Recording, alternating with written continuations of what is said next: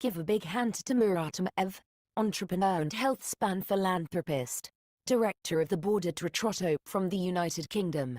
Peter Fedichev, CEO and co-founder at Giro from Russia and Singapore. Moderated by Phil Newman, editor-in-chief at Longevity Technology.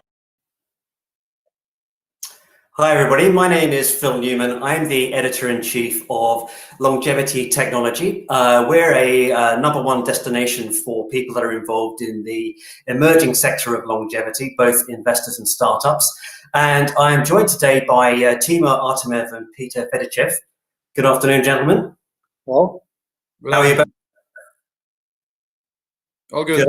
Yeah, great. So just a brief bio. Timur has 15 years of experience in financing, both in biotech and in the longevity field, and is also a board of director of the Evegny Nuclear Laboratory in New York, and has been involved in the Institute of Biology of Aging as well. So Timur, welcome. I think your years of experience are going to be very valuable today.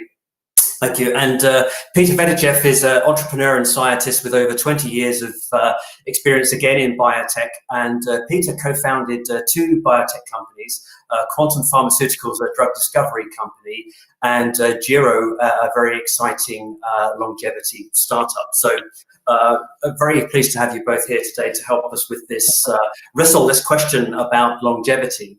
And interestingly, of course, the discussion topic that we've got is the world population is getting old, and is this the opportunity of a lifetime? And of course, many people that are in their younger years, we'd be looking at the older generation and wondering whether this concept of the silver tsunami is something that's to be worried about and concerned about from a global population's perspective, or something to be embraced. Now, I'm 53 years old, so I'll just state that right now. And a lot of people talk about people being over 50 as in the longevity category. So I'd just like to state for the record that I'm 53 and feeling fine. Thank you very much. So just looking at the wider picture, what would you say, Timur, with your experience of being in the longevity field, like myself, not as a scientist, but somebody that's looking from the outside? Do you feel the silver tsunami is something that we should be concerned about, or something that we should be embracing? I think it's great, and I see huge changes for the last 15 years. We would not be taken seriously 15 years ago talking about rejuvenation pills, and there are dramatic changes now. Investors are asking, guys, do you really have rejuvenation pills? So it is a big shift in mindset, and yes, it will be a silver tsunami, and I do hope those people will be happy. They will be achievers, and they will bring and reproduce that experience because of their ability to work. So I think it's a good thing. So you feel that obviously having people who've got experience in the workplace and able to work for a longer period of time, perhaps because of their financial need as well, because obviously retirement plans are challenged all around the world, that's a positive thing. They will, of course, they will work, hopefully less for financial needs, more for humanitarian needs or wishes. Most of the people at that age having solved their core problems with real estate, etc. So yeah, but those pension issues are a problem which hopefully will be solved somehow with robotization, automatization. Yeah.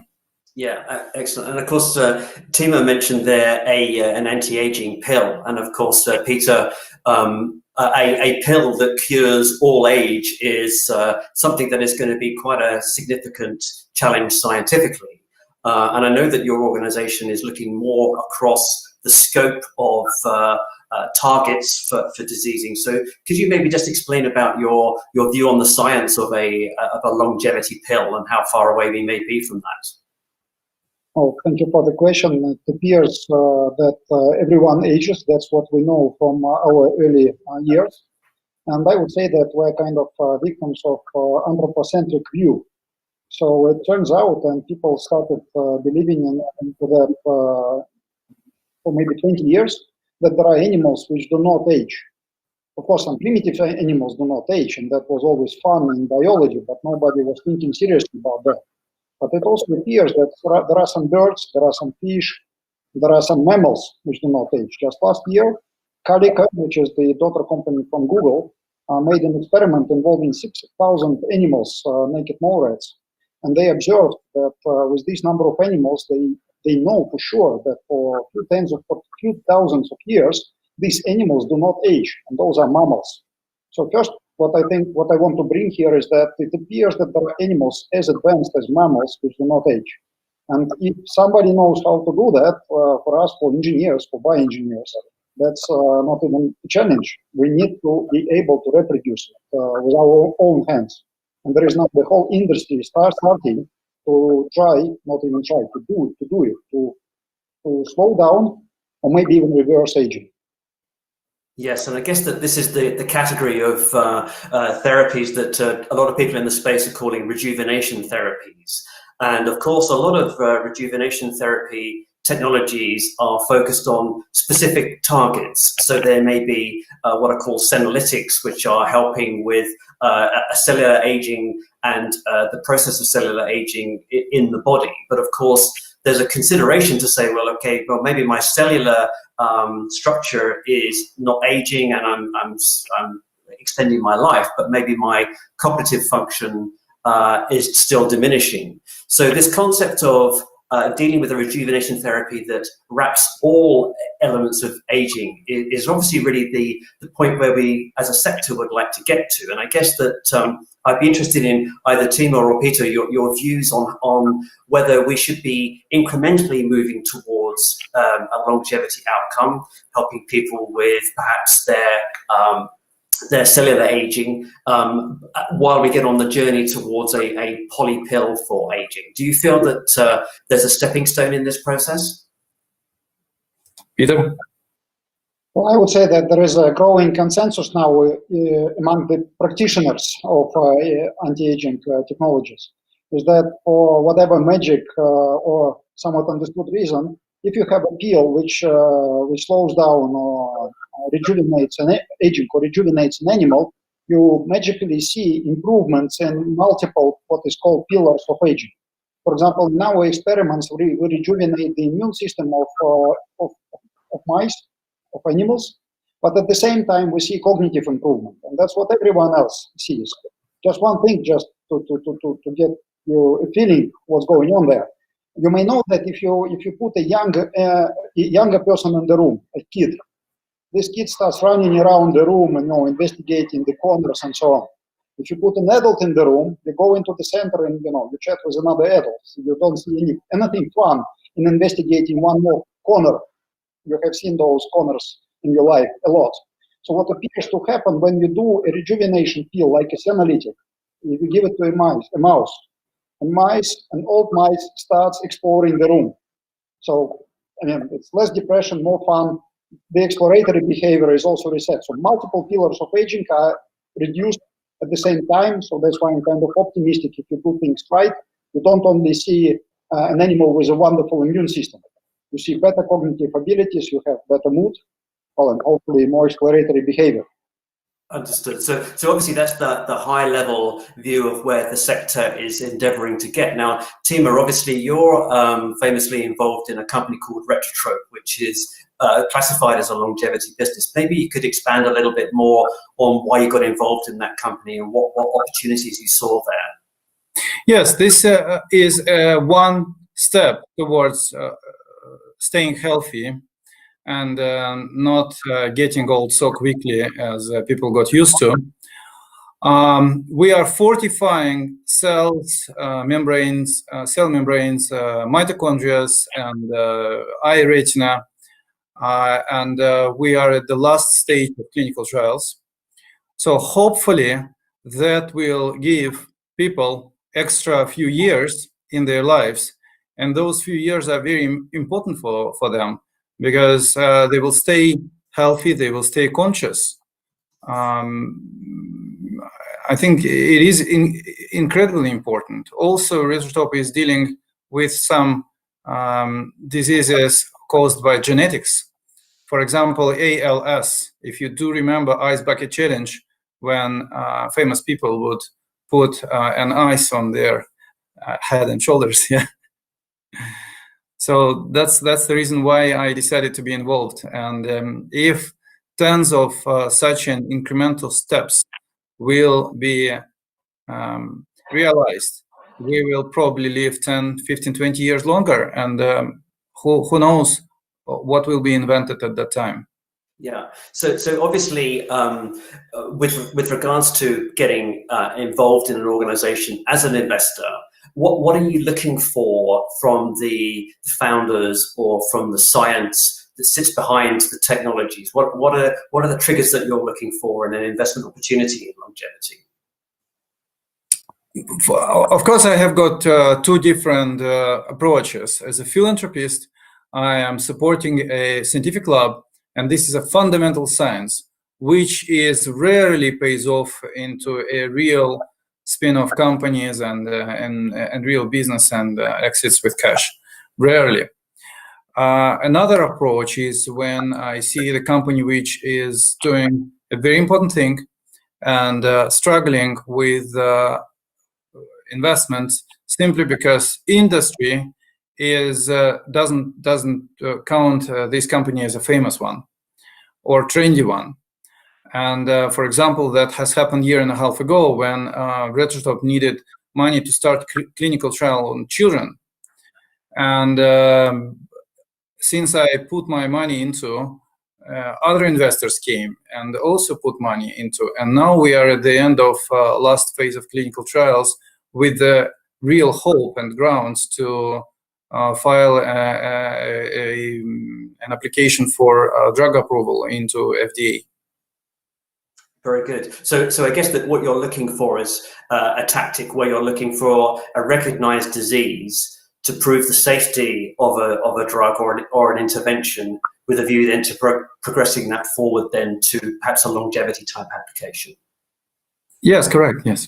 Yeah, and Peter, obviously, your organization, your company Giro, is using a different take on the way to find these targets for longevity, and obviously the structure around the compounds that may affect those. You're not just using AI, you're also using physics. So could you maybe just explain a little bit more about how the complexity of your systems helps to identify these potential longevity targets? Well, the goal is not, of course, to produce the most complex system to tackle aging. The goal is to study a system as complex as human aging. I think that's important. Humans actually are very successful agers. We don't consider ourselves like that, but if you compare yourself to a mouse, you would see that we enjoy almost 100 years of life. Mice have no chances to develop most of our diseases because they succumb to cancer in 2 years. So they are failing essentially for a single reason. If you can cure cancer in mice, you will extend lifespan of that animal enormously. I don't know even how much. So that's why we're not trying to learn aging from mice, which is fun academically, but we're actually using big data from humans. We're proud to work with UK Biobank, for example, which is the largest repository of clinical data, genetics, everything on normally healthy, whatever it means, aging humans. And we're doing good old school physics on them. So essentially, we're measuring their state right now and try to predict, predict a trajectory of a projectile flying to the moon, for example, or to your enemy country. Doesn't matter. We're predicting where this human being is going to end up, medical-wise.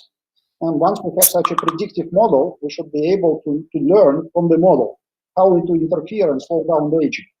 So that's the core of our approach. And otherwise, we're a standard biotech. So once we understand what we want to do, we design an intervention and we try it first in mice and then in humans, hopefully. Interesting. So obviously a longitudinal study over a period of time is one of those ways in which you can validate your let's call it your algorithms, for want of a better word, on a group of patients. The pet, I'm sorry for interrupting, the pet joke is that in New York you are born poor and most probably a person of color on average, and then by the age of 90 you die most probably white and rich. So if you do not study the longitudinal portion of the data, you have no idea what should you do in order to stay healthy for a long time. And we are bringing this time dimension into biology with the help of modern machine learning and good old school physics.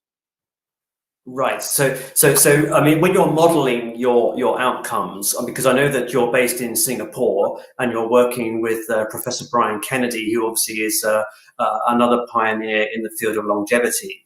So you're actually working with human data from a data perspective, but likewise, are you seeing some of your work now coming into clinical trials as well? Well, we're not yet in clinical trials, so our best achievement so far is in mice. So we have generated a therapeutic agent, which was able to convincingly prove or provide an example of rejuvenation. So we made a very short intervention, about 10 days, in very old animals, and we extended their lifespan by about 40 days, and we rejuvenated essentially every system which you can measure, including their cognitive function. Interesting. Interesting. So I guess that because I know that you're fundraising at the moment, Peter, and Timur, as a professional investor, do you feel that people are starting to see the longevity sector coalesce to become a target, for example, like fintech used to be back in the days before it became fintech? Do you see that happening with longevity now? We have to understand that finance is quite a technical and mathematical and quite simple thing. You're dealing with numbers. Of course, you're dealing with psychology, but you can test a demand by an experiment. And we should not compare fintech, for example, and biology, because biology is far more complicated than fintech, and biology is far more complicated than rocket science. So rocket science is nothing compared to biology. And even now, biology is not a precise science. There are lots of conflicts, there are lots of disagreements, and if you will just try to study biology, you will have to read 15 million publications on PubMed. So how long time you will have to spend on it, right? So investing in biology is more a choice of either being a professional in very narrow field, which you know and you can say in confidence that this compound will work, or this team particularly will work or sell the product. And of course, it has to be done with some professionals who are on the field for a long year, for many years, and even that attempt has been proven not very successful. After many clinical trials, we have seen even big pharma companies abandoning some areas or some diseases, feeling hopeless to solve the problem, even investing billions of dollars. And we should not give up with that, because there are other pharma companies being very successful and very profitable and having lots of money and huge revenues. It's just risky. Another approach is to think that investing into biology, you're not just earning money, you're gaining knowledge about your own health. You're gaining knowledge about how human body works. So you're effectively investing in your own longevity by the way of investing into the field and getting naturally more motivated to learn more, to study more. And of course, you do good for humanity. It is much better to invest into something which will prolong 5 or 10 years or more of work for experienced people who can deliver who can make our life better, rather than invest into something which is pretty much useless. So I guess that this is the argument that has been had in our sector about health span, the increase of health span in the life and the compression of morbidity at the end of life, with a view that obviously by interventions that can help you to identify much earlier issues that you may have with your health, as well as implementing those lifestyle changes, everything from a good diet to the right supplementation to the right exercise to lengthen your telomeres and so on. You're saying that really, as an investor, you're seeing that as the opportunity, as well as the knowledge that you're gathering as an investor yourself. Is that correct? Yes, I would suggest if someone who has zero experience investing in longevity or health tech area, I would suggest go first to diagnostic. Diagnostic is way less risky. It's way more technical. And there are plenty of startups who are doing now diagnostics and being very successful and having lots of customers. Yes, that's interesting. Yes. Yeah. But of course, if you want to play hard straight away, go to biology. Yes, welcome. Yeah, I guess, and going to the complex end of things. Obviously, Peter, your organization is at that high end complexity, which of course is where the high risk and the high reward exists. But of course, that increase towards health span, which means that we have healthier lives and perhaps live longer. That is the term in the industry that we call escape velocity, where we live long enough for the science to come up behind us so that actually the science can intervene before we die to help us extend our life. And I guess that it always begs that question as to how long till we can achieve escape velocity. And do you have an opinion on that at all? Well, I think I have, at least from what I see with my own eyes, it appears not only in my hands, but also our friends and competitors are also working hard. And some of them are now bringing their treatments into clinical trials, which means that just statistically, at least one of them should be successful, I think, in about 5 years' time to produce such an intervention, an anti-aging intervention, really the hardcore drug against fundamental mechanisms of aging on the market, let's say in 5 years. Of course, at first that would be available to super old people, maybe with specific diseases, so doctors will have to, think and learn how to use this. So maybe an average Miss and Mr. Joe will get it maybe in 10 years. But if those compounds would let people live 10 years more, that means that we, humanity, human beings, for the first time, are approaching or have even achieved that longevity escape velocity. In 10 years, we are going to get something which will increase lifespan on average for 10 years, which is a remarkable achievement. And anything more than that is a stupid extrapolation. I mean, think what people will invent in another 10 years. Yes, and I guess it's that concept of Moore's law applied to biology and the research area of longevity. Look, just one example. We know Mr. Carter. He got cancer, melanoma, which extended with metastasis into the brain, and he would be dead. So if he got his cancer 5 years ago, with his age, 90 years old, that was pretty realistic. He would be dead. But with immunotherapy, he ended up cancer-free. I mean, he's incredibly lucky.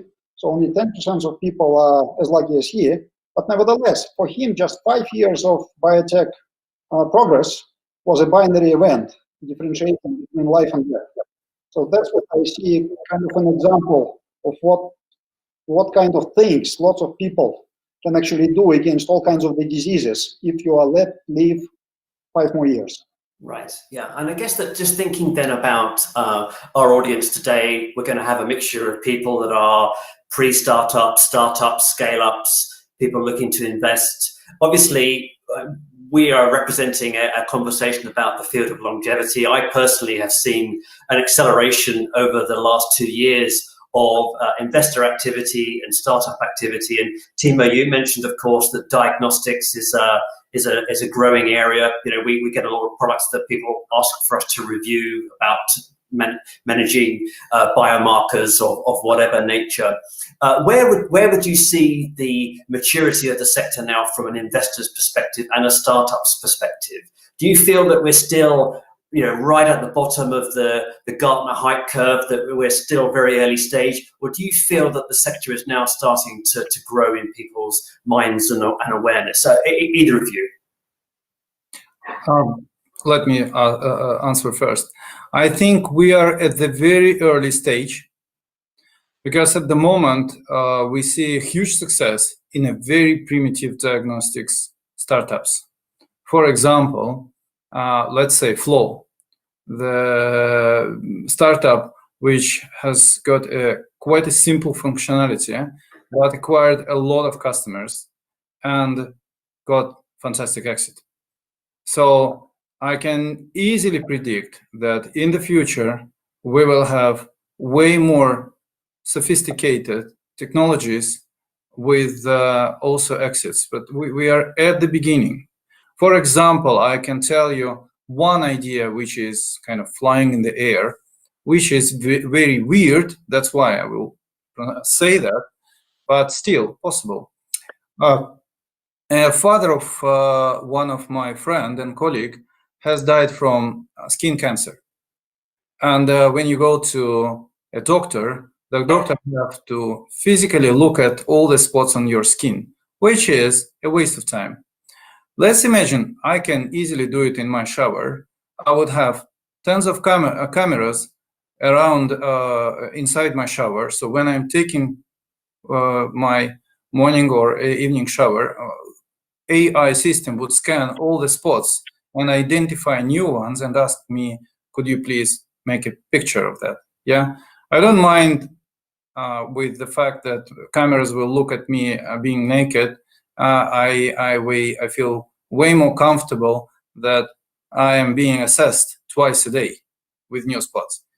For sure, that startup will be very successful simply because there are people who has got genetically, history of parents or grandparents dying from the disease, so they will want to have that at houses. It's just one simple example, and this is nothing about really a biology. This is a simple implementation of cameras, artificial intelligence, libraries of spots, etc. So not a very complicated thing. So far, I haven't seen that. So who knows? Maybe after my suggestion today, someone will start this. Yeah, so I guess that that reflects some of the view that we have, which is that there are not just purely biological or biotech-based technologies that form part of the longevity economy, that they can be, for example, machine vision and AI applied to a shower application. And incidentally, we know of a toilet that does stool analysis every time you go to the toilet. Which is using machine learning and AI to establish whether you have health conditions in your stools. So there's a prime example of a company that's just raised 10 million in the US to be able to apply that type of technology. So what you're saying really, Timur, is that if I understand you correctly, that it's still very early stage, but there are emerging technologies that exist now that can be applied now to filling the gap between the work that Peter's doing and the extension of people's lives and well-being from a diagnostic perspective. I agree, and for the next 30, 40 years, biotech will grow up as a share of the global economy. Yeah, and I guess that obviously, Peter, from your perspective, your fundraising or were fundraising last time I looked. How are you finding the investor appetite for the work that you're doing? When you go into an investor presentation, do you say that we're in the longevity business, or do you hedge slightly to make it sound a bit more regular healthcare? Well, I think that we are pretty radical by informing our investors, of course, that we are going into aging, because otherwise there are enough startups which are solving specific diseases. But of course, we do not exist in vacuum, and we need to operate within reasonable and actually quite advanced medical system which is around us. So I never complain about regulators and never complain about doctors, because due to these two professions, we are living almost 2 times longer than our predecessors. So we have to understand that. I would join actually Timur by saying that, of course, lifestyle has enormous influence on our health span and lifespan. And I think that by surrounding ourselves with smart sensors and AI, we should be able to actually optimize lifestyle of every one of us in a very personalized manner. And I think this alone should be able to produce maybe 5 to 10 years of lifespan improvement, especially in younger people. And that's quite an achievement. So if you look about that from the insurance perspective, this is a lot of money. It's really a large.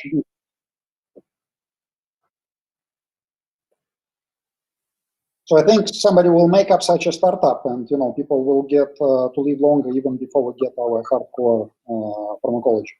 Yeah. Well, as I got one of these. So I'm sure you guys have got them too. We've got another 10 minutes before we wrap up. So I'd encourage anybody that has any questions for Peter or for Timur, please pop your questions into the chat channel on the session. But I guess it's obviously interesting to understand, as experts as you are, what you do yourselves in terms of your own longevity and health span. I mean, Timur, what are your practices during the day or week for your longevity? I'm doing very simple things, very basic ones. I'm doing 10,000 steps a day, and hopefully I will start to do 15,000 steps a day, because that's the real minimum. But even doing 10,000 steps a day improves your well-being dramatically. I do remember I started to do it 1 year ago. Now I'm doing it for nearly 400 days consecutively. And it is absolutely dramatic change. I feel way better. Second thing is not having dinners. So I have got a window for 6 hours. I can have 2 meals. No breaks between, just 2 meals, breakfast and lunch. That's it, nothing else, nothing in between. And for 18 hours, I'm not having meals, only water. And this, of course, there are some exceptions. I'm not very strict with it, but this is very important. So this is fasting effectively, which has become, obviously it's been something that's been around from a dietary perspective for quite a long time, but calorie restriction is a known longevity technique, shall we say. So are you doing that from a longevity perspective or from a diet perspective? Phil, there is no calorie restriction. So I'm eating whatever amount I would like to eat, but there is a just food window. Yeah, so it's an intermittent fasting. And also sometimes I do fast for 48 hours, water only, but no more than 48 hours, just no more than 48 hours. And so from breakfast till the breakfast in 2 nights. And also I am following the advice from the gut microbiome test. It is one of my investments. It's biome.com website. And for less than $200, you can learn a lot about what kind of food you should eat, what is your superfood, your particularly, on what is not. And particularly, I found that apples and raspberries is my superfood, but tomatoes and bell pepper and broccoli, for example, is something I shouldn't eat at all because of the virus which causes inflammation. I would never know that until Biome would provide me that technology. Excellent. So when you look at that, that's the point you were making earlier about diagnostics and having knowledge, which then gives you the ability to make those interventions in your own life. Yes, and as soon as you do some certain physical activity every day, like walking, not running, walking, as soon as you eat healthy, sleep healthy, avoiding inflammations in your body, the next stage, I would convince everyone to go and look at your mental health. What kind of traps you fell into your life? and everyone has got, of course, different mental issues, different mental traps. But I would say our civilization is definitely mentally unhealthy. In most of the population is mentally unhealthy, more than 50%. Right. Yes, and of course, mental health at the moment with COVID is very relevant. How about you, Peter? What do you do, Peter, in terms of your interventions now? Well, once again, I have to join with Timur. I'm not as extreme as him. I also have a food window, so I'm fasting for about 16 hours. Unfortunately, this kind of a diet makes a man healthy but socially dead, so you have to do some exceptions. Physical activity, a number of steps, also some little reasonable weightlifting that is proven to be very healthy. And once again, the mental health. We're thinking about diet, we're thinking about exercises, but we underestimate the effects of depression and cognitive stress on our well-being. So if you study biomarkers in model animals, and also we have now experiments coming from monkeys, you can see that social status, challenge to your social status, the stress coming from work essentially kills you. We are social animals, and the competition within our species is much harder than the competition with other species, because we're competing for the same resources. So, the ghost of Darwin is a very nasty ghost. When we suffer mentally, we live shorter, and that's very profound. Yes, understood. Yeah, well, I guess that mental health has been a reflection of both of your responses to that. Just if I may, we've only got a few more minutes left. Maybe Timur, if I could just ask you. You mentioned before, of course, the companies that you're looking at. And machine vision in the shower. What are you seeing that's exciting at the moment in the field of longevity? Is there anything that's kind of captured your imagination? You've gone, that's great. That's gonna succeed. Every January, Aubrey de Grey is making a conference in San Francisco. It's a one-day conference with lots of startups presenting new technologies, and. You would think I'm biased about Vyom, but definitely that's great. For less than $200, you will get knowledge you can't get anywhere else. And there are lots of startups, and you can follow Sense Foundation, for example, or Sense. Is another organization which can clearly describe to you what is going on. For example, I'm very much excited with not my investment, but this ring Aura, which is really small, works for 1 week, and provides you information about your sleep patterns. So really, it's much better to learn and study all the startups, because there are startups who are making now Sanalytics, and that's great. That's absolutely amazing thing. There are other startups. I mean, there are plenty of information. So if you would just visit Sense, if you would visit Sense Foundation, you will find a lot of information. Yeah, and of course on our publication, longevity.technology, we cover all of the new startups that are coming in the space, which is, there are more and more of them each day. And Peter, what are you seeing at the moment that's exciting? I mean, obviously in your own work or in other people's work, obviously you're in Singapore, which is a hive of longevity activity. Well, as I said, first of all, we now have a proof that you may not age. I think it's very remarkable, and that's not a pipe dream anymore. And second, I think last year we have seen a few examples of true rejuvenation, both in animals and in a pilot human trial. So for me, that's a very exciting proof of concept that means that with some effort, good luck, we should be able to achieve a dramatic life extension in years to come. Yeah, and of course, the work that you're doing at the moment, and I'm not asking for anything confidential. So we've only got 1 minute left, but I guess that in some respects, the sector is growing. We're seeing more and more activity. Timo, obviously, you feel that the early stage activities that are supporting interventions and diagnosis are where it's at. Peter, you're in that kind of long journey of drug discovery and target discovery. But I guess that in some respects, your optimism for the longevity sector, if I was to ask you a question on a scale of 1 to 10 within the next 5 years, what scale do you think it will be now in terms of this sector being recognized as a new sector completely? 7 to 8 maybe, Timur? Yeah, I think within the next 10 years. I think 7 to 8 is a realistic one, but I would be a little bit more conservative. 10 years, I would say, yeah. But obviously, for those that are brave and those that have got an interest in getting in early, you would both agree that this is quite an interesting sector for both startups and investors to participate in. Would that be right? Sure, yeah. Definitely. Yeah, great. Well, I guess I think we're out of time now, and we're out of questions as well. So thank you both so much for your time today, and it's been really, really great to hear from you both. So Timur Artemyev and Peter Fedichev, thank you so much for your time today. It's been great. Thank you. Thank you.